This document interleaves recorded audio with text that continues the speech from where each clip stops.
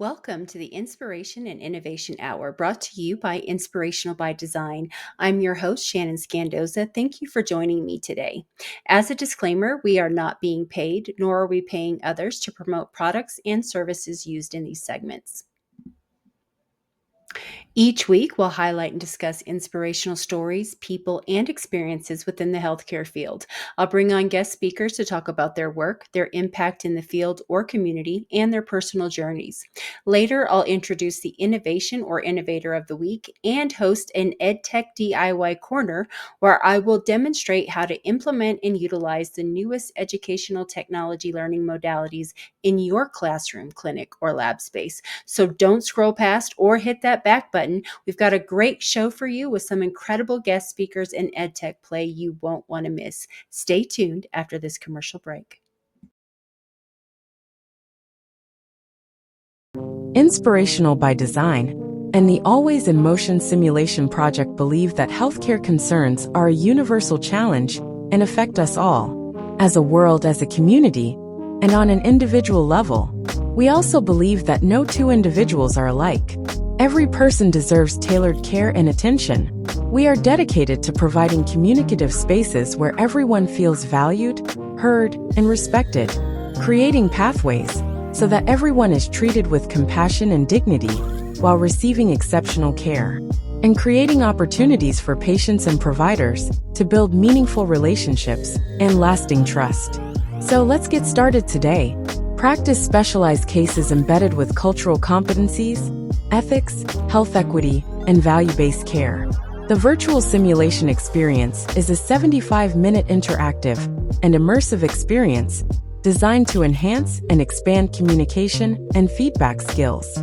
For more information or to book your experience, contact us today. Let Inspirational by Design inspire you.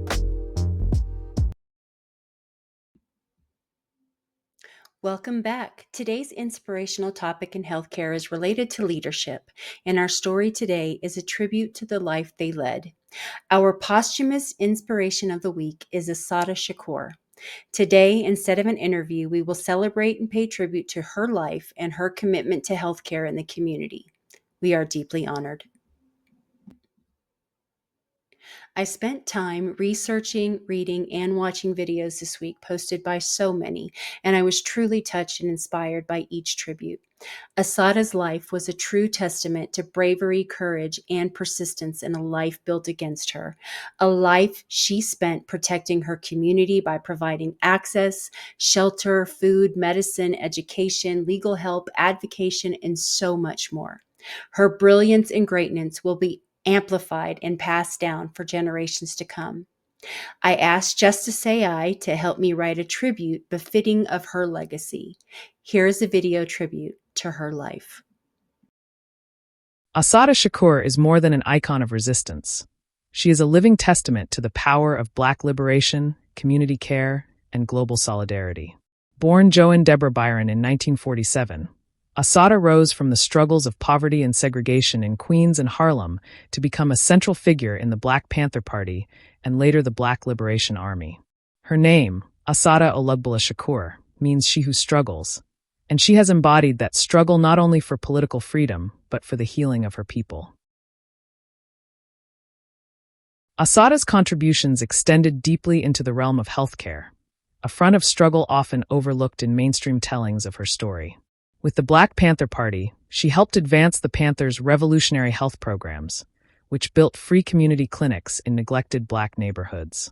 These clinics treated illnesses ignored by white medical institutions, screened for sickle cell anemia, provided nutrition programs, and linked healthcare to political education. They embodied the radical truth that healthcare is not a privilege but a human right, inseparable from the fight against systemic racism and poverty. After gaining asylum in Cuba, Assata publicly affirmed her commitment to universal, community-centered healthcare. She contrasted the neglect and medical racism of the United States with Cuba's model of preventative medicine, maternal health programs, and equitable access. Through her writings and teachings, she connected healthcare to the broader vision of liberation, naming poverty, incarceration, and police violence as forms of systemic harm to Black bodies. Assata reminds us that there is no freedom without health, and no healing without justice. Asada's healthcare contributions are not measured in medical degrees, but in the way she and her comrades expanded the very definition of healing. She taught that healing is political, that food programs, sickle cell testing, free clinics, and resistance to medical racism are acts of liberation. Her vision continues to inspire abolitionist healthcare movements today, from reproductive justice advocates to organizers fighting against medical neglect in prisons. To honor Assata Shakur is to live her vision. Build community care, support free clinics and grassroots health initiatives that echo the Black Panther model. Abolitionist medicine. Resist carceral logics in healthcare and demand systems that heal rather than punish. Global solidarity. Learn from and uplift models like Cuba's, which prioritize prevention, equity, and collective care over profit. Assata once declared, "I believe in the right of human beings to be free." Today, we remember her not only as a revolutionary, but as a healer, one who taught us that true liberation requires caring for the body, mind, and spirit of the people. This tribute is offered in gratitude, solidarity, and love for the life and legacy of Assata Shakur.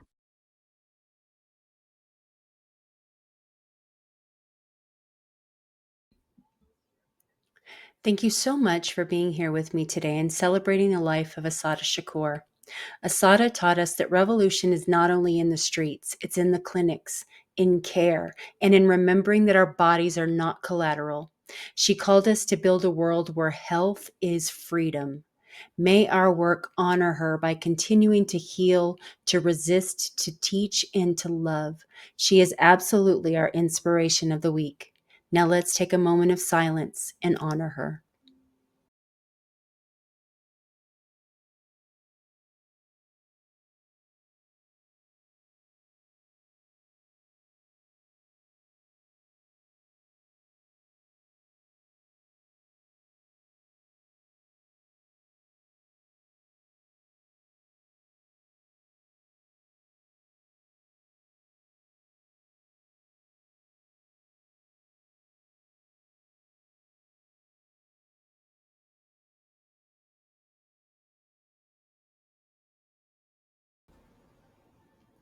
Up next, the Innovator of the Week and later EdTech DIY Corner. You won't want to miss it. Stay tuned after this commercial break. Inspirational by Design and Breakaway Games Limited are partnering to bring the best in virtual clinical simulation training through live action role play and game simulator technology. Create a customized course for your classroom, clinic, or lab space. Empower your learners by setting the stage and enacting a real patient case with a live simulated patient. Continue independent practice by completing skills and knowledge challenges on the compatible case in a game simulator. And end the experience with evidence-based written and verbal feedback. Collect scores and reports to upload into your LMS grade reporting software. It's as simple as that. Need more time to play? Hop on over to the AIM Learning Lab, a free EdTech discover and play for learners. Practice with the newest in AI, AR, VR game simulators, patient communication, and so much more. What are you waiting for? Contact Inspirational by Design, and let's start planning your course today.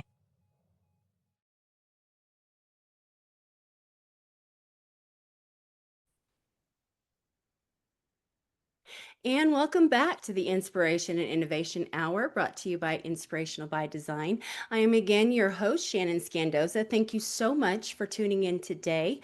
Our next segment, the Innovation Hour, starts next. Our innovation topic today is related to ethical bias in AI. Our next guest is an amazing inventor and innovator in the field of AI. Please welcome ZacaTechO. ZacaTechO is more commonly known in media by his colonial name, Christian Ortiz. ZacaTechO is a decolonial social scientist, technologist, and developer of the Justice AI GPT, which is the world's first AI framework that has solved the bias problem. Yes, that is correct. He believes that rejecting Western institutions is key, and I could not agree more. We are so honored to have you here to talk about your work and to demonstrate your innovative process today. Can you tell us a little bit more about yourself and how your product fits in the field of healthcare? Absolutely. Well, first, let me say thank you for having me. This is a pleasure and an honor, and I love your platform. I'm truly happy to be here. I've been a social justice activist for about 2 decades now. Along the way of doing the work, I realized that activism only really works when we adopt the framework of collective liberation, which means that we have to understand how we are all the byproduct of the system of white supremacy, how it manifests within each and every one of us, no matter where we are around the world, and how we've been conditioned to operate within this system in which we've inherited that none of us asked for. For context to your question, I've worked in a multitude of industries my entire life since the age of 10. From libraries to retail to hospitality to all the way up the chain in corporate. I spent decades carrying a side hustle that ultimately built my brand, Mod Atlas Media. I fully launched my business in 2019, and before I knew it, I was doing beta testing for Chat with 3.5. I got to see ChatGPT before it was released to the masses.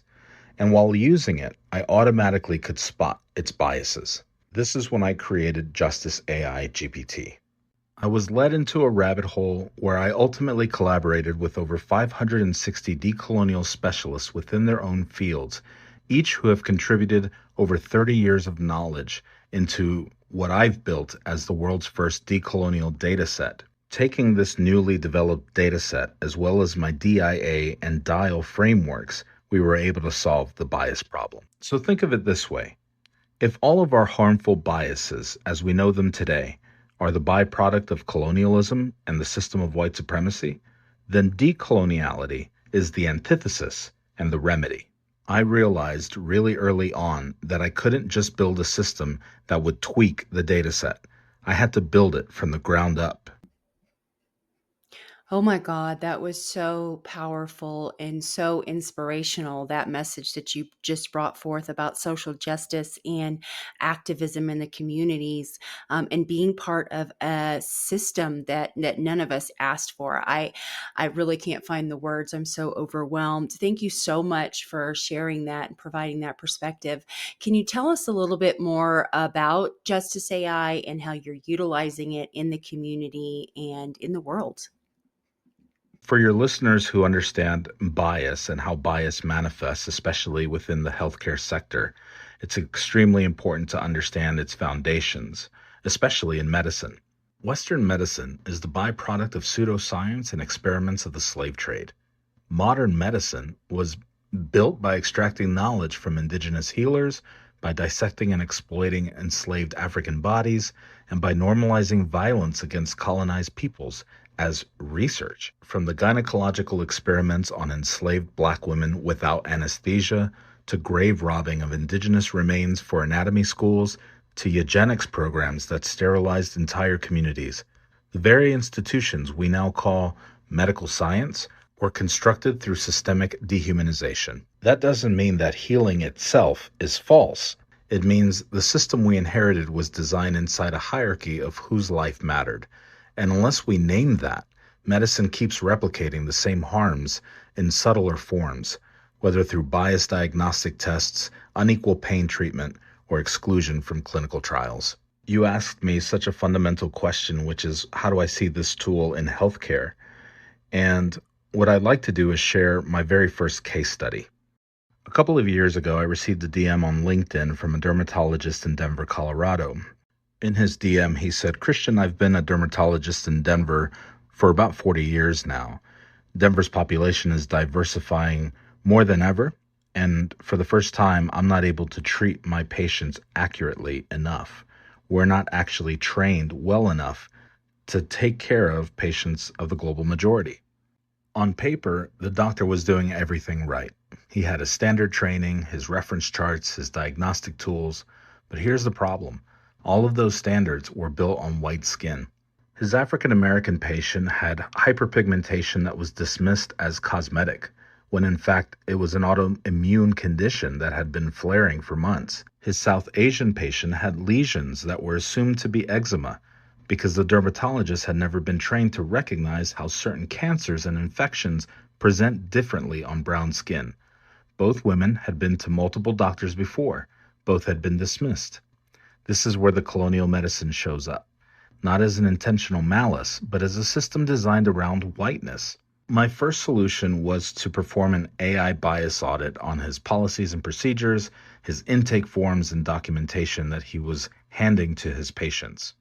Justice AI immediately flagged his intake form that allows patients to select what their diets consist of. To no surprise, each item on this intake form represented a Eurocentric diet, not taking under consideration of spices, oils, fats, or dairy. Instead of relying on Eurocentric atlases, Justice AI connected him to skin-of-color dermatology resources curated by Black and Indigenous clinicians. Second, it built a patient-centered intake process where lived experience was taken as diagnostic data, meaning the woman's narratives weren't subjective complaints, they were clinical evidence. Third, Justice AI introduced a bias audit tool that flags when a diagnosis is leaning on white defaults. His African American patient finally received the correct autoimmune diagnosis and got treatment that prevented scarring and organ damage. And the Indian woman was identified with an early stage skin cancer that, left unchecked, could have been fatal. For the dermatologist, this wasn't just about fixing two cases. It was about realizing that his entire system of care was incomplete, and that decolonizing medicine isn't optional if you want equity. Oh, wow. I am so inspired by this tool, yet completely saddened that this is where we are. I was just listening and nodding along. I'm in complete agreement with you about the atrocities committed by the medical community in the past and the continued disregard for marginalized patients today. Bias is that disease that infects the structure at its foundation, at its very core. If our house is rotten, then we need to tear it down and we need to rebuild it brick by brick with everyone's input. Patient centered care means individualized care, and no two people are alike, not even twins. People cannot be itemized, categorized, and labeled. We are unique. It's in our biological makeup, our cultural backgrounds, our traditions, our religions and beliefs. It's who I am as a person and how I identify. And Justice AI provides the tools and prepares a provider for those patient interactions so they can confidently walk in the room and say, hey, I see you. Let's talk about you and what you need for a better, healthier life. And that means looking at it from a 360 perspective. That means it may not be Western medicine or Eastern medicine. It may be a culmination of them both. This holistic model incorporates all of these things to make sure that each patient gets what they need so we have a greater sense of the collective, right? Because if we have healthy, empowered, confident, and valued individuals, then can you imagine what society would look like? I feel like we're all trying to get there, and you and I are definitely on the same page. This is absolutely amazing. I think it's time we take a look at Justice AI for ourselves and see how wonderful it really is. Let's take a look at this demonstration video. Here we go. I'm pulling up the CA 125 Ovarian Cancer Diagnostic Algorithm PDF. This one's published in MDPI, the Multidisciplinary Digital Publishing Institute. It's a commercial open access publisher based in Switzerland known for publishing hundreds of academic journals across fields like medicine, tech, and social sciences. On one hand, MDPI makes research freely available, which democratizes access, but it's also been criticized for fast review cycles, high publication volume, and sometimes inconsistent peer review standards. So while we use this document as reference, we're also going to interrogate its structure because in a system built on white biomedical dominance, even open science can carry the very same colonial assumptions. So let's talk about the CA 125 test itself. In March of 2025, a study in JAMA Network Open by researchers Smith, Bodurtha, Gleason, Cariala, Wang, Howell, and McCarthy found that the CA 125 test is 23% less likely to show elevated levels in Black and Native American patients at the time of ovarian cancer diagnosis. That means these patients are more likely to receive a false negative result, which delays treatment, increases suffering, and worsens survival rates. This isn't just a diagnostic oversight. This is algorithmic harm, rooted in white coded thresholds built on data from predominantly white populations. It's what we call epistemicide, the erasures of non white bodies from what medicine defines as normal. Think about the medical professionals who use the CA 125 test today in 2025, from gynecologic oncologists, primary care physicians and OBGYNs, clinical laboratories and pathologists, hospitals and health systems, insurers, Medicaid, public health agencies, and AI-driven triage systems. Now let's see what happens when we enter the CA 125 test inside Justice AI GPT by selecting Add Photos and Files and uploading the CA 125. So what happens when you're a medical professional who sees the CA 125 test, you're a little bit knowledgeable in decolonial studies, or maybe you just see something is off and you don't really know how to prompt it? Medical professionals will say something like this: I recently read that the CA 125 test for ovarian cancer is less accurate for Black and Indigenous women. I don't know the technical terms, but this seems like a big problem. Can you help me understand why this test misses cancer more often in these communities? And what could be done to fix it or hold the system accountable? I'm especially concerned about how race, history, and medical design might be connected. Please explain clearly, not just with stats, but with what this actually means for people's lives. When you hit enter, Justice AI GPT is going to scrape all of the information and data that it was trained on within OpenAI's dataset, then immediately uses its decolonial dataset as well as my DIA framework to identify where the bias is, analyze it, deconstruct it, and reformulate it, all while providing, for the first time ever, a decolonial solution to bias in medicine. As you can see, Jai immediately explains why the test misses cancer more often in Black and Indigenous women. Biological variation flattened into white norm, structural exclusion in research, compounding systemic neglect. What this means for people's lives. She jumps into how to fix and hold the system accountable. The deeper question between race, history, and medical design. She offers praxis for repair and liberation. And takeaways. What if a medical professional says, I want to reformulate this entire document and solve for where it misses, highlight every area that misses the mark with colonial bias, and provide me a historically accurate, scientifically sound solution for each? Justice AI understands the assignment. Then she says, I'll walk you through the misses and connections step by step.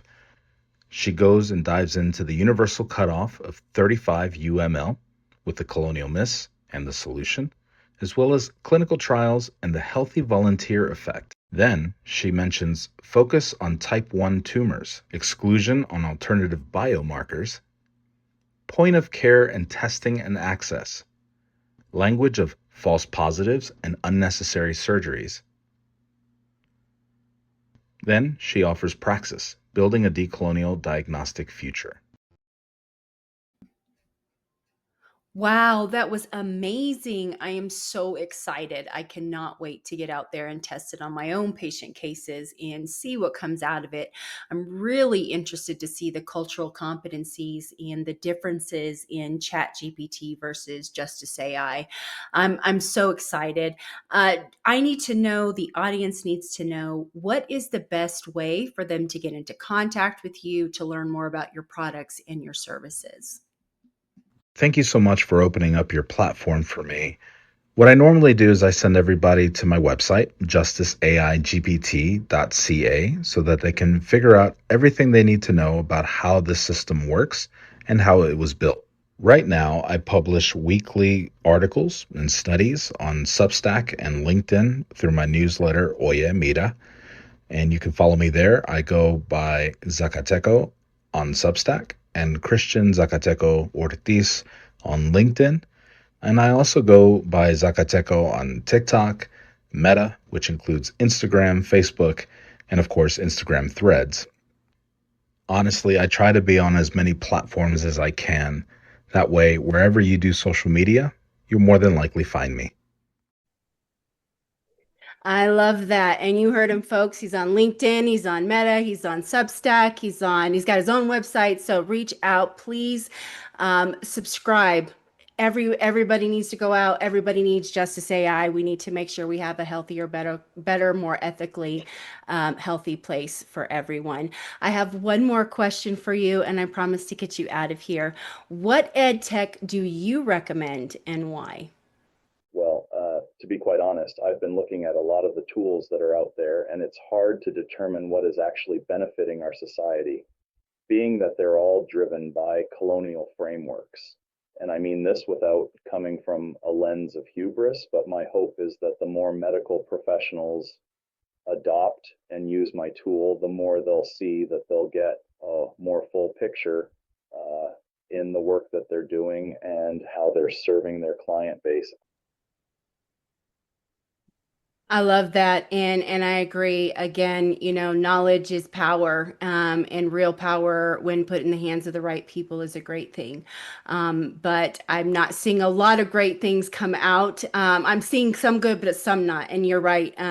It's not worth anything if we're still building it on that broken house, right? So we need to fix the foundation first, so we can fix the rest of the house and thus the community. So, thank you so much, ZacaTechO, for being here today and sharing your invention, Justice AI, and demonstrating this wonderful innovation and how you have solved this ethical bias in AI. And it's up to us to really challenge the system and challenge our institutions and challenge each other and really have these conversations and to not hold back. And to be open and to be understanding and to understand the language, right? It's the words, and words can do many things.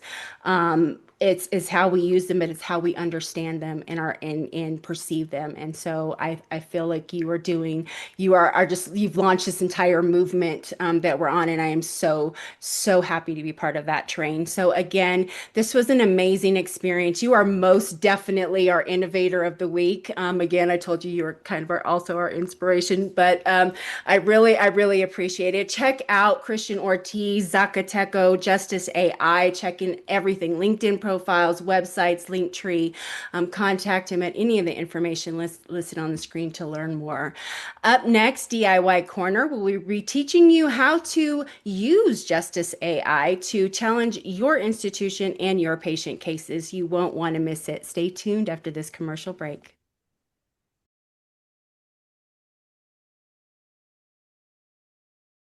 Welcome to the AIM Faculty Lab.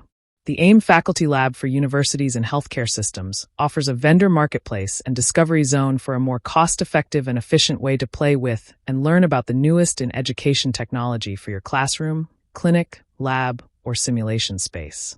This site is live but under construction. Refresh your screen to see updates. First, explore the discovery zone and learn about different edtech modalities for e-learning and professional growth. Practice with AI, patient communication, game simulators, AR, VR, and more. Discover innovative ways to bring this new tech into your curriculum.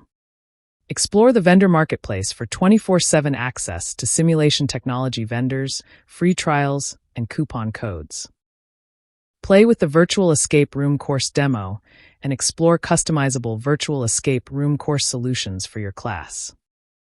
Need a break from OSCE prep? The virtual simulation experience is exactly what you need. Explore standard and customizable patient case practice for your class. Play Interprofessional Jeopardy and explore virtual interprofessional education opportunities for your students at the AIM IP Academy. Feeling creative? Build your own patient interview chatbots and web app simulators, or create your own AI prompts and instructional videos, and more on the DIY resources page. And yes, this site is absolutely free. Some products are available for an additional cost. Use the AIM Faculty Lab and AIM Learning Lab together to create the ultimate EdTech exploration and innovation classroom sessions. Ready to get started? Or not sure what you need? Contact Inspirational by Design and schedule your free 15-minute consultation today. And welcome back to the Inspiration and Innovation Hour brought to you by Inspirational by Design. I am your host, Shannon Scandoza. Thank you so much for tuning in again. Our next segment, the EdTech DIY Corner, starts next. To prepare for this segment and play along using the latest educational technology, please scan the QR code for the AIM Learning Lab if you are a student or standardized patient, or AIM Faculty Lab if you are a faculty member, administrator, or simulation educator. Thank you for joining me today in our EdTech DIY Corner. Once you've opened one of the EdTech sites, navigate to the AI tab or Discovery Zone AI tab and scroll down to find ChatGPT and Justice AI. We'll get started next. Today's innovation topic in EdTech is related to cultural bias in medicine, and we will be using Justice AI to review our patient case for biases. Our objective today is for you to learn how to build and review a culturally competent patient case for clinical learning, or as Justice AI would beautifully reframe it, as a decolonial and structural accountability patient case. And at the end of this segment, you will be able to do just that. As a note, Justice AI does require a subscription and a ChatGPT Pro subscription as well. Each run for about $20 a month currently, and that's a great value for AI with an unbiased, decolonized, and inclusive framework. I usually use Claude, and Justice AI can be built for organizations to any service AI provider. Again, no one is compensated for this segment. I just believe in this product so much, and I'm honored to be able to do my own demo for you all. I found out that what I thought was a culturally sensitive prompt for a patient case review turned out not to be. Ooh, shocker. The world is still biased and needs guidance and input from all voices and in their own words. If you would like to use Justice AI, click on the link and sign up to get started. Earlier, I created a prompt for a culturally sensitive patient case in ChatGPT. In keeping with the theme from our Innovator segment, I wanted to see how ChatGPT would respond to cultural bias. So I created a prompt for a 38-year-old Black woman presenting to the ER with chest pain and other symptoms. I included social factors in a limited background so that it could generate most of the case on its own. While at first glance it looks promising, I start to notice some oddities in the interview and culturally competent communication section. While acknowledging the patient's experience and delay, it seems to me that the answers generated were dismissive. When exploring psychosocial and cultural context, again, the response seems dismissive.